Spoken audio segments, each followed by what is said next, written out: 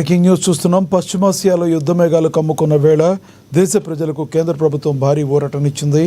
Iran Israel మధ్య ఘర్షణలు, హెర్ముజ్ జలసంధి మూసివేత భయాలతో అంతర్జాతీయ మార్కెట్లో క్రూడాయిల్ ధరలు ఆకాశాన్ని తాకుతాయనే టాక్ వినిపించింది. అయితే ముడి చమురు ధరలు పెరిగినా దేశంలో పెట్రోల్, డీజిల్ ధరలను పెంచబోమని కేంద్రం స్పష్టం చేసింది. ఈ భారంతో వచ్చే నష్టాలను ఆయిల్ మార్కెటింగ్ కంపెనీలే భరించాలని ఆదేశాలు జారీ చేసింది. దీంతో సామాన్యులపై అదనపు భారం పడకుండా మోడీ సర్కార్ కీలక నిర్ణయం తీసుకుంది.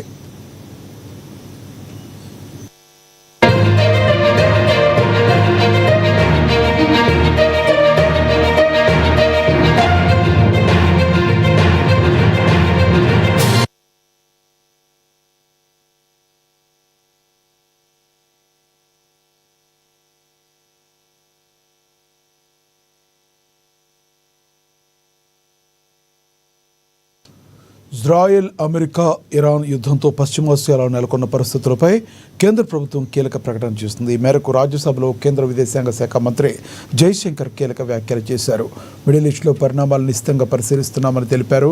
ఇరాన్ యుద్ధాన్ని ప్రధాని మోడీ స్వయంగా పర్యవేక్షిస్తున్నారని, భారతీయుల భద్రత మా తొలి ప్రాధాన్యత అని చెప్పారు. మిడిల్ ఈస్ట్లో నెలకొన్న ఉద్రిక్తతలపై భారత్ తీవ్ర ఆందోళన వ్యక్తం చేస్తుందని, అన్ని వైపుల సంయమనం పాటించాలని కోరామని తెలిపారు. ఉద్రిక్తతను తగ్గించడానికి చర్చలు, దౌత్యం కొనసాగించాలని ఇప్పటికీ విశ్వసిస్తున్నామని పేర్కొన్నారు. ఇక మన ఇంధన అవసరాల విషయంలో పశ్చిమాసియా కీలకమని, క్రూడాయిల్ ధరల పెరుగుదలపై అప్రమత్తంగా ఉన్నామని తెలిపారు. Neighboring region and understandably have obvious stakes in West Asia remaining stable and peaceful. There are almost 1 crore Indian citizens who live and work in the Gulf nations. In Iran too, there are a few thousand Indians who are there for study and employment. The region is key to our energy security and includes many important suppliers of oil and gas. Chairman sir, the Gulf is also a major trade partner, accounting for US dollars. आप लोगों से आग्रह है कि जो सवाल आप उठा रहे हैं उसी सवाल का जवाब सरकार की तरफ से विदेश मंत्री जी दे रहे हैं. अगर आपकी चिंता है कि भारत के लोग गल्फ में हैं, भारत के लोग ईरान में हैं, मिडिल ईस्ट में हैं, तो क्या कार्रवाई सरकार कर रही, आप क्या परिचय दे रहे हैं? अगर सरकार की तरफ से आपके उस चिंता का स्टेटमेंट आ रहा है, आपके इशूज पे स्टेटमेंट आ रहा है, तो मैं आग्रह करूंगा कि आप लोग सदन को कृपया सुचारू रूप से चलने दें. आप सुनिए, माननीय विदेश मंत्री जी जो आप सवाल को उठाना चाहते हैं उसका जवाब दे रहे, स्टेटमेंट दे रहे हैं. आप सुनना नहीं चाहते, पहले से प्ले कार्ड लेके आए हैं. ये प्ले कार्ड लेके क्यों आए? कई बार अध्यक्ष जी ने कहा प्ले कार्ड लेकर के सदन में नहीं आया जा सकता, फिर भी आप तैयारी के साथ इस सदन को नहीं चलने देना. माननीय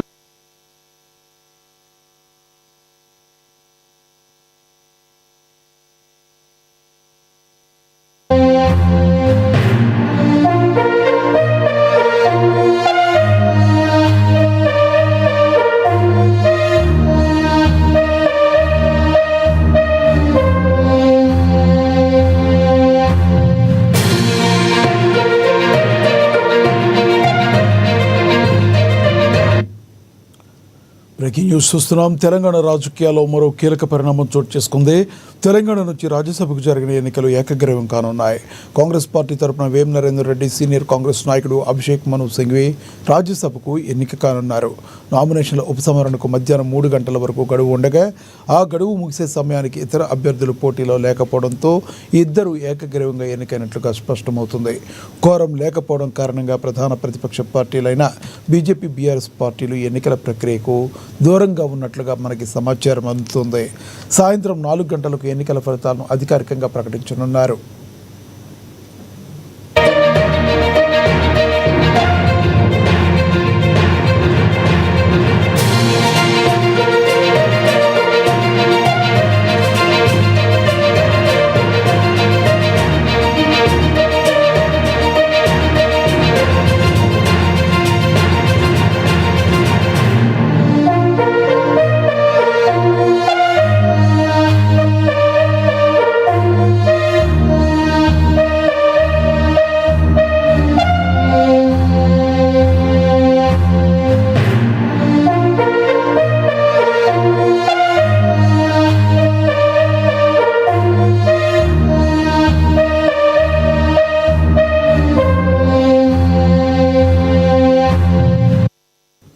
తెలంగాణ రాజకీయాల్లో మరో కీలక పరిణామం చోటు చేసుకుంది. తెలంగాణ నుంచి రాజ్యసభకు జరిగిన ఎన్నికలు ఏకగ్రీవం కానున్నాయి.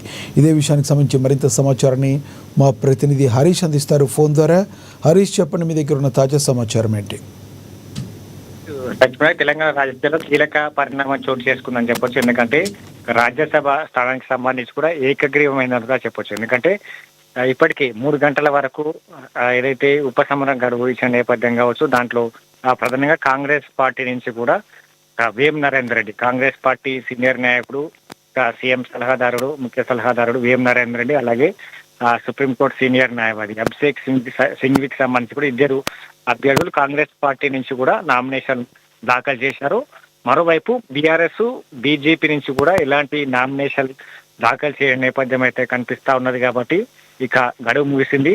ఇక ఇరువురికి సంబంధించి కూడా వీళ్ళను రాజ్యసభ సభ్యులుగా ఏకీకరణ చేస్తూ ఖరారైనట్టు కూడా చెప్పే నేపథ్యం అయితే కనిపిస్తా ఉంది. ఎందుకంటే ముందు నుంచి కూడా ఈ కాంగ్రెస్ పార్టీ కావచ్చు, బీఆర్ఎస్ పార్టీ కావచ్చు, పోటాపోటీ నెలకొన్న నేపథ్యం కావచ్చు, అభ్యర్థులకు సంబంధించిన ఎంపిక ప్రక్రియ పైన కూడా కాంగ్రెస్ పార్టీ నుంచి కూడా చాలా వరకు పెద్ద ఎత్తున అభ్యర్థులు ఏదైతే టికెట్ ఆశించిన నేపథ్యం అయితే కావచ్చు. ఇక బీఆర్ఎస్ నుంచి కూడా పోటీలో బరిలో నిలిపేందుకు కూడా ప్రయత్నం చేసింది. దాంట్లో ప్రధానంగా అయితే ఎమ్మెల్యే అభ్యర్థుల సంఖ్య బలం లేకపోవడంతో కూడా బీఆర్ఎస్ కావచ్చు, ఇక్కడ బీజేపీకి సంబంధించి కూడా బరిలో అభ్యర్థులు నిలపకపోవడంతో ఇప్పుడు కాంగ్రెస్ పార్టీకి సంబంధించి కూడా 2 స్థానాలు ఏకగ్రీవం కాబోతున్న నేపథ్యం అయితే కనిపిస్తా ఉంది. ప్రధానంగా ప్రతిపక్ష బీఆర్ఎస్ పార్టీకి సంబంధించి కూడా ఎన్నికల బరి నుంచి కూడా తప్పుకోవడం కావచ్చు అందరినీ ఆశ్చర్యానికి గురి చేస్తుందని చెప్పొచ్చు. తొలుత అభ్యర్థిని దిస్తామని కూడా ప్రచారం జరిగింది. దాంట్లో ఎంఐఎం సంబంధించిన మైనార్టీ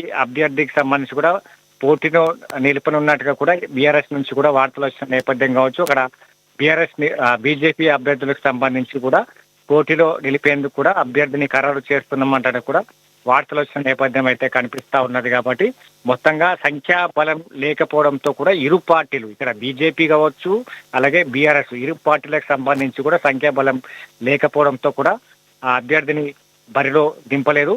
ఇక మొత్తంగా ఏదైతే 10 మంది ఎమ్మెల్యేలు ఎవరైతే ఉన్నారో, ఏదైతే పార్టీ ఫిరాయింపులకు సంబంధించి కూడా ఆరోపణలు ఎదుర్కొన్న 10 మంది ఎమ్మెల్యేలు, 8 మంది ఎమ్మెల్యేలు క్లీన్ చీట్ ఇచ్చిన నేపథ్యం కావచ్చు. దాంట్లో వాళ్ళకి సంబంధించి కూడా విప్పు చెల్లదన్నా కూడా చెల్లదు అన్నది కూడా సుప్రీంకోర్టు తీర్పు కారణంగా వెనుకంగు వేశారు. వాళ్ళు ఓటింగ్ వేయని నేపథ్యం కావచ్చు. ఇక దీన్ని బీఆర్ఎస్ దృష్టిలో పెట్టుకుంది. ఇక మొత్తంగా ఈ ఎమ్మెల్యే ఏదైతే ఎంపీ రాజ్యసభకు సంబంధించి కావచ్చు, బీఆర్ఎస్ తమ సంఖ్యాబలం లేకపోవడంతో తాము అభ్యర్థిని బరిలో దింపినా కూడా తమకు అవకాశం దక్కదని, అలాగే బీజేపీ కూడా తమకు అవకాశం రాదని కూడా ఇరువురిని బరిలో దింపలేని నేపథ్యం అయితే కనిపిస్తా ఉన్నది. కాబట్టి ఇక మొత్తంగా ఈ 2 స్థానాలకు సంబంధించి కూడా కాంగ్రెస్ పార్టీ కైవసం చేసుకోబోతున్న నేపథ్యం అయితే కనిపిస్తా ఉంది. ఇప్పటికే 3 గంటలు గడిచిపోయిన నేపథ్యం అయితే కనిపిస్తా ఉన్నది. దీంట్లో మొత్తంగా ఈ ఇరువురు ఏదైతే వేం నరేందర్ రెడ్డి ముఖ్యమంత్రి ముఖ్య సలహాదారుడు వేం నరేందర్ రెడ్డి, అలాగే అభిషేక్ సింఘ్వి సుప్రీంకోర్టు సీనియర్ న్యాయవాది అభిషేక్ సింఘ్వికి సంబంధించి కూడా ఇరువురు రాజ్యసభ సభ్యులుగా కూడా ఎన్నిక కాబోతున్న నేపథ్యం అయితే ఉంది. Laxman, thank you Harish.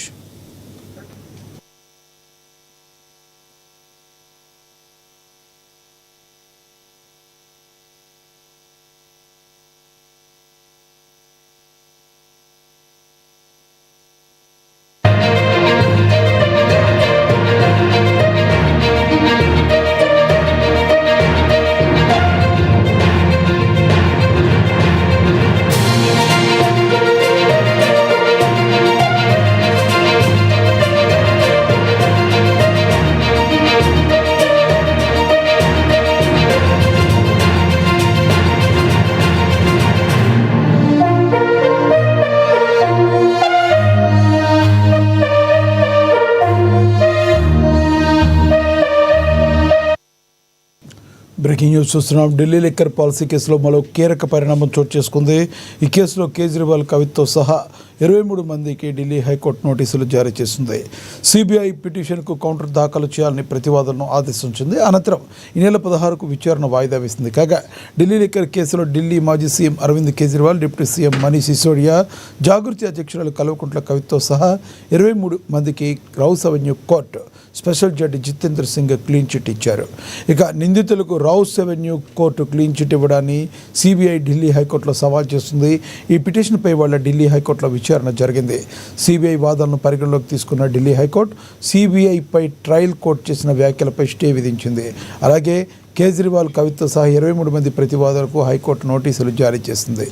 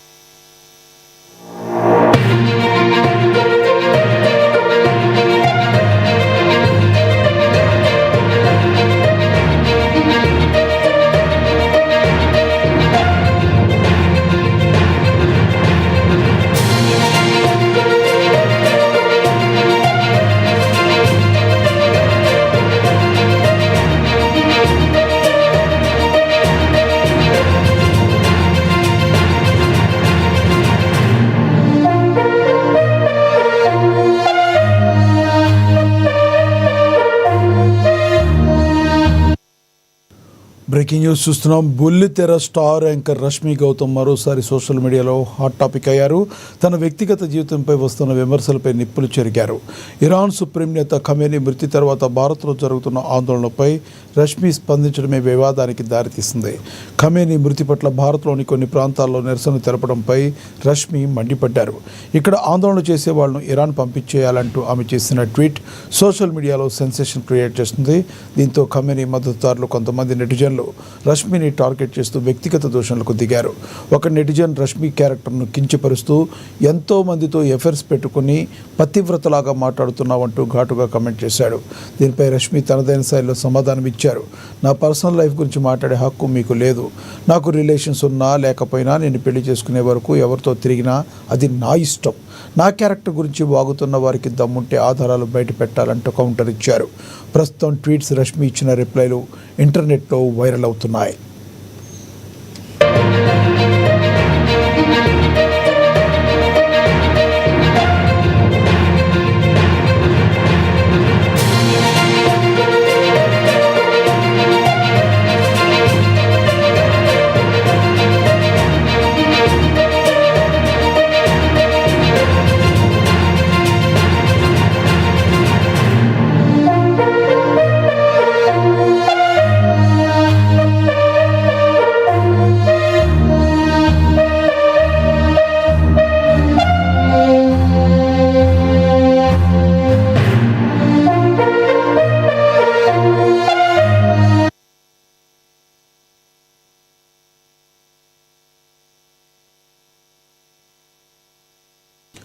పెద్దపల్లి జిల్లా రామగుండం కార్పొరేషన్ పరిధిలో ప్రజాపాలన ప్రగతి ప్రణాళిక కార్యక్రమంలో భాగంగా భారీ ఫైర్ నిర్వహించారు.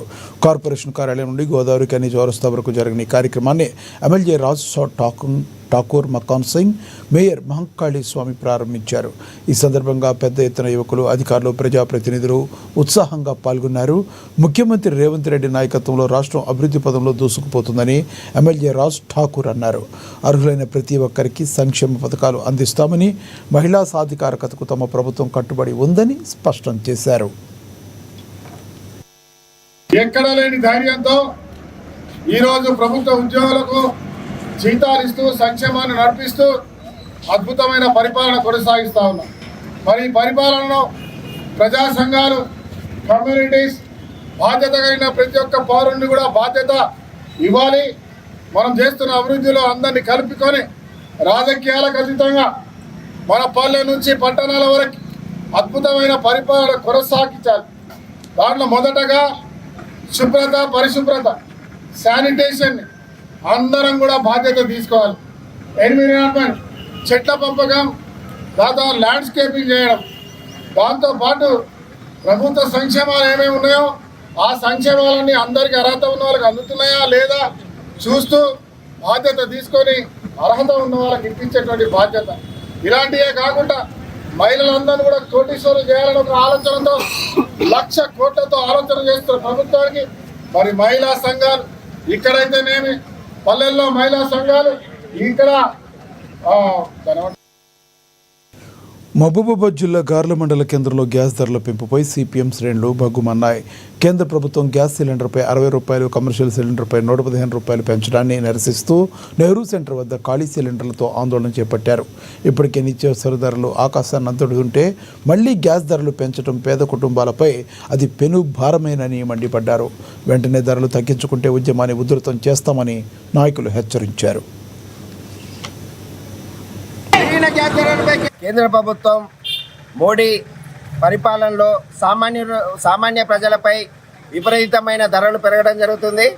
ఈరోజు అర్ధరాత్రి పూట తెల్లవారుజామున ఒక గ్యాస్ సిలిండర్ మీద 60 రూపాయలు, సామాన్య ప్రజలు వాడుకునే గ్యాస్ ధర మీద 60 రూపాయలు పెంచడం జరిగింది. అదే చిరు వ్యాపారులు నడిపే పెద్ద సిలిండర్ మీద 115 రూపాయలు పెంచడం జరిగింది.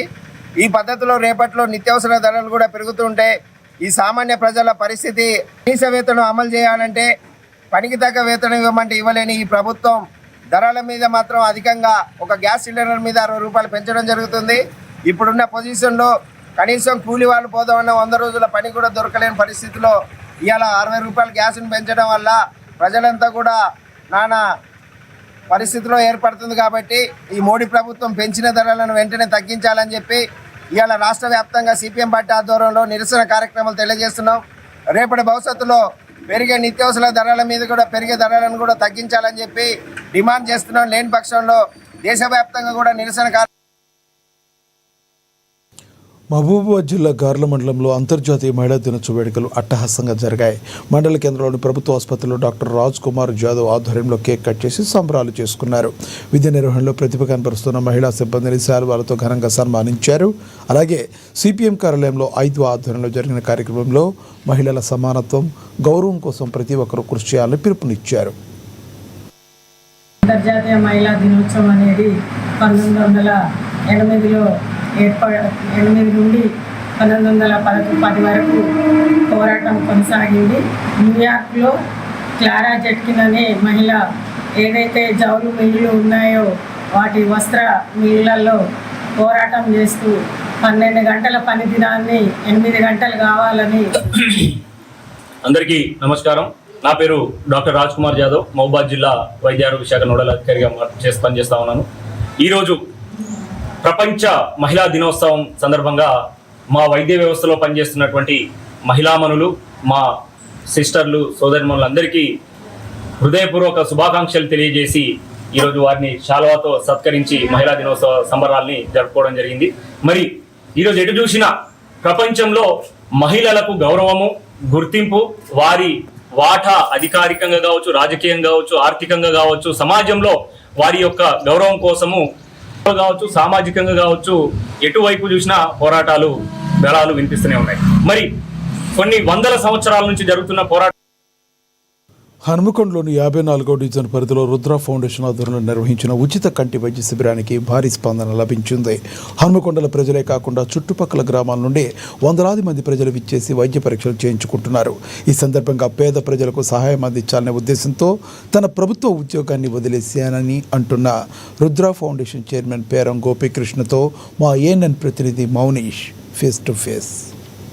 హన్మకొండ జిల్లాలోని 54వ డివిజన్లో హనుమాన్ నగర్కి సంబంధించి ఇక్కడ ఉచిత కంటి శిబిరం అయితే ఏర్పాటు చేయడం జరిగింది. రుద్ర ఫౌండేషన్ ఆధ్వర్యంలో ఉచితంగా పేద ప్రజలకైతే ఉచిత కంటికి సంబంధించి ఆ వివరాలకు సంబంధించి శిబిరం అయితే ఏర్పాటు చేయడం జరిగింది. ఈరోజు ఉదయం నుంచి ఒక వందల సంఖ్యలో అయితే వృద్ధులు సంబంధించి మధ్య వయసు ఉన్న వారైతే ఉచిత కంటి శిబిరానికి వచ్చి వారైతే రుద్ర ఫౌండేషన్ చైర్మన్ అయినటువంటి పేరం గోపీకృష్ణ గారు ఉన్నారు. వారితో మాట్లాడదాం. అన్న చెప్పండి, అసలు ఏంటి ఈరోజు ప్రోగ్రామ్ సంబంధించి వివరాలు ఏంటి? రుద్ర ఫౌండేషన్ ఎప్పుడు ఏర్పాటు చేశారు అన్న?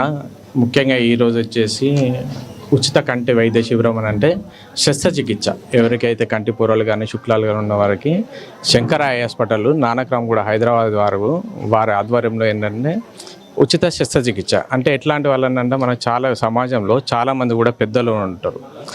ఎవరు ముసలి వాళ్ళు వృద్ధులు కొంచెం పేదలు ఉండి చేస్తే అది కొడుకు కష్టపడతాండు, చూపు వస్తలే అంటే సరే ఏది చూపు ఉన్నా కానీ వాళ్ళు అడ్జస్ట్ అవుతారు, అడగలేరు కొడుకు కష్టపడతాడు కదా ఎందుకు ఇబ్బంది పెట్టాలని చెప్పేసి అని అనుకుంటూ ఉంటారు.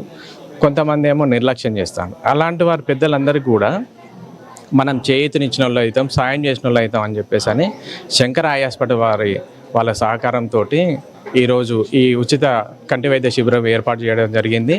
ఇప్పుడు కూడా మనం చూస్తే కూడా అలాంటి పెద్దవాళ్ళందరూ కూడా మంచిగా సంతోషంగా ఫీల్ అవుతూ ఉన్నారు. మేము ఈ కార్యక్రమంలో రుద్ర ఫౌండేషన్ ద్వారా నుంచి గత 2017 నుంచి వెళ్ళి అనేక కార్యక్రమాలు కూడా చేపడుతున్నాను. అన్నీ కూడా యువత, విద్యార్థులు, మహిళలు, వృద్ధులు సమాజంలో ఎవరికైతే పేదలకు మనం చేయుతున్న ఇవ్వాలన్న ఉద్దేశంతో ఈ కార్యక్రమాలు చేపడుతున్నాం. అయితే ఇంతవరకు ఎంతమంది వచ్చే అవకాశాలు ఉన్నాయి? ఇక్కడ నుంచి ఏ ప్రదేశాల నుంచి వచ్చే అవకాశాలు ఉన్నాయి? ఇప్పటివరకు 200 మంది వచ్చిందన్న, 200 మంది వరకు వచ్చారు. మేము ఉమ్మడి వరంగల్ జిల్లా వ్యాప్తంగా వర్ధనపేట కానీ మన ఆసనపర్తి మండలి కానీ హనంకొండ మొత్తం హనంకొండ అంతా వరంగల్ రోడ్ అంటే ఒక ప్రాంతం అని కాకుండా ఎక్కడి నుంచి వచ్చినా కానీ రావాలి. వాళ్లకు మనకు మన ఏ ఉద్దేశంతో అయితే సాయం చేద్దామని చెప్పేసి అని అన్నామో అది చేరాలని చేసినా ఇక్కడి నుంచి వచ్చినా వివిధ ప్రాంతాల నుంచి వర్ధనపేట నుంచి వస్తున్నారు, హసన్పర్తి నుంచి వచ్చిండ్రు, వరంగల్ నుంచి వచ్చిండ్రు, మన హనంకొండ నుంచి చాలామంది దగ్గర ఉన్న వాళ్ళు చాలామంది వచ్చారు. అంటే చాలా మంది అంటే నిరుపేద ప్రజలు వస్తుంటారు ఈ ఉచిత శిబిరానికి సంబంధించి. ఒకవేళ చికిత్స అనంతరం అంటే ఏ విధంగా ఉండబోతుంది ప్రాసెస్ అని? అంటే వాళ్ళు చూపించుకున్న తర్వాత ఏమైనా సివియర్ ప్రాబ్లమ్స్ ఉంటే ఏ విధమైన సహాయం అందుతుంది? ఇప్పుడు మనకి ఆపరేషన్ చేసిన తర్వాత వైద్యులు ఏదైతే సూచనలు చేస్తారో అవి సూచనలన్నీ పాటిస్తూ ఉన్న తర్వాత మళ్ళీ మనకు 4 రోజులకు ప్రైవేట్ హాస్పిటల్లో అయితే ఆపరేషన్ చేసుకుంటే ఎలాంటి జాగ్రత్తలు తీసుకొని వాళ్ళకి ఎలాంటి వసతులు ఏవైతే చెప్తారో ఇన్స్ట్రక్షన్స్ అవన్నీ కూడా మన హాస్పిటల్ నుంచి కూడా మన శంకర వైద్య వాళ్ళు కూడా అందిస్తారన్న. 1 మంత్ తర్వాత కూడా రివ్యూ ఉంటుంది. ఇంకా ఏదన్నా మనకి బిఫోర్ ఆపరేషన్ ఏమన్నా ఇంతకుముందు వరకు లేని ఏమన్నా జబ్బులు కూడా బయటపడ్డా కానీ దానికి అనుసంధానమైనవి ఆరోగ్యశ్రీ కింద కానీ వీళ్ళకి మళ్ళీ అసోసియేటెడ్ హాస్పిటల్స్ ఉన్నాయి, దాంట్లో కూడా చేపించడం జరుగుతుంది. అంటే మాకు తెలిసిన ప్రకారంగా గవర్నమెంట్ జాబ్ వదిలేసి మీ సేవకు వచ్చి ఎందుకు అలా? ఎందుకంటే గవర్నమెంట్ జాబ్ వదిలేసి సమాజ సేవ కోసం ఏ విధంగా రాబోతుంది అన్న? నేను ప్రభుత్వంలో ఉన్నప్పుడు అంటే ఒకటే ఉద్దేశం, నేను గెస్టెడ్ ఆఫీసర్గా ఉండి ఒక పచ్చపెన్ను పట్టుకొని నా సంతకము కేవలం పెద్దల కోసం పనిచేయడం అని కాకుండా పేదల కోసం ఉపయోగపడేటట్టు ఉండాలి. అంటే నేను ఆ పచ్చపెన్ను వదిలేసింది మళ్ళీ ఆ పచ్చపెన్ను పట్టుకొని ఒక సంతకం పెడితే పేదలకు ఉపయోగపడాలన్న ఉద్దేశంతోనే నేను జాబ్కి రిజైన్ చేసిన. ప్రజాసేవలో ప్రత్యక్షంగా పాల్గొని ఈ సేవ చేస్తున్నాను. రైట్, ఇది రుద్ర ఫౌండేషన్ సంబంధించి పేరం గోపికృష్ణ గారు చెప్తున్నారు. అయితే గవర్నమెంట్ జాబ్ ఉన్నా కూడా అది వదిలేసి పేదలకు సహాయం చేయాలనే ఉద్దేశంతో ఈ కార్యక్రమాలు అయితే రుద్ర ఫౌండేషన్ ఆధ్వర్యంలో నిర్వహిస్తున్నారు. మనం ఈరోజు చూసుకుంటే ఉచిత కంటి శిబిరం అనేది 54వ డివిజన్లో ఏర్పాటు చేయడం జరిగింది. ఇప్పటికే 200 పైగా అయితే పేద మధ్యతరగతి సంబంధించిన వృద్ధులు, మధ్య వయసు వారు అయితే వచ్చి ఉచిత కంటి శిబిరంలో పాల్గొనడం జరుగుతుంది. అయితే ఇక్కడ వీరు వచ్చినటువంటి సుదూర ప్రాంతాల నుంచి వచ్చిన వారికి ఇటు టిఫిన్ సౌకర్యం కూడా కల్పిస్తున్నారు. అదేవిధంగా మధ్యాహ్న భోజన కార్యక్రమాలు కూడా ఏర్పాటు చేయడం జరిగింది. ఎందుకంటే సుదూర ప్రాంతాల నుంచి ఉచిత శిబిరానికి వచ్చిన వారికి ఇలాంటి ఇబ్బందులు కలగకుండా వారికి అయితే ఆహారాన్ని కూడా అందిస్తున్నారు. ఈ రుద్ర ఫౌండేషన్ ఆధ్వర్యంలో నిర్వహిస్తున్నారు. ఇదైతే ఈ రుద్ర ఫౌండేషన్ ఆధ్వర్యంలో ఉచిత కంటి శిబిరమే కాకుండా ఇంకా అనేక ప్రోగ్రాంలు కూడా నిర్వహించామంటూ రుద్ర ఫౌండేషన్ చైర్మన్ అయినటువంటి పేరం గోపికృష్ణ గారు తెలుపుతున్న విషయం. కెమెరా పర్సన్ మధుతో Mounish, CNN news Warangal. If you build an update, stay tuned.